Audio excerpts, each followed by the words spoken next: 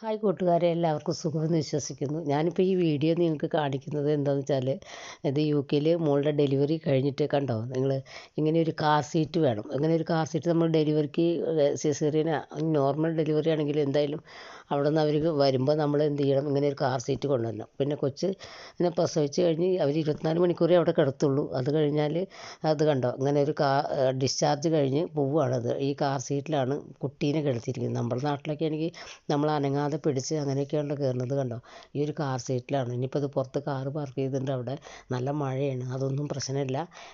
ഈ വണ്ടിയിൽ തന്നെ കണ്ടോ, ഈ വണ്ടിയിൽ തന്നെ ഈ കാർ സീറ്റിൽ തന്നെ കൊണ്ടുപോയി കാറിൽ വെച്ച് ബെൽറ്റ് ഇടണം. നമ്മൾ ബെൽറ്റ് ഇട്ടിട്ട് വേണം നമ്മൾ ഈ കൊച്ചിനെയും കൊണ്ട് പോവാനായിട്ട്. കണ്ടോ, അപ്പോൾ ഇവിടെ ഇപ്പം ഇനി ഡെലിവറിക്ക് വരുന്നവരൊക്കെ ആണെങ്കിലും ഇങ്ങനെ ഒരു കാർ സീറ്റ് വേണം. പിന്നെ ഒരുപാടുണ്ട്, ഞാനത് അടുത്ത വീഡിയോയിൽ പറയാം. കണ്ടോ, അതുപോലെ അപ്പോൾ എനിക്ക് ടെൻഷനുണ്ട്, എനിക്ക് പുതിയൊരു അനുഭവം. അപ്പോൾ ഞാൻ പറഞ്ഞു, പിന്നെ മോളുടെ ഹസ്ബൻഡിനോട് പറഞ്ഞു, മോനെ ശ്രദ്ധിച്ച് പിടിക്ക്, എവിടെയെങ്കിലും തട്ടരുത്, ചെറിയ കൊച്ചാണ്, ഇന്നലെ പ്രസവിച്ചിട്ടേ ഉള്ളൂ, അതുകൊണ്ട് നല്ല ശ്രദ്ധിച്ച് പിടിക്കണം കേട്ടോ എന്ന് ഞാൻ പറയുമായിരുന്നു അവനോട്. കണ്ടോ, ഇതുപോലെയാണ് അവൻ കൊണ്ടുപോകണം. അപ്പോൾ ഇടയ്ക്ക് അവൻ തിരിഞ്ഞ് എന്നോട് ചോദിക്കുന്നുണ്ട്, മമ്മിക്ക് പിടിക്കണമെന്ന്.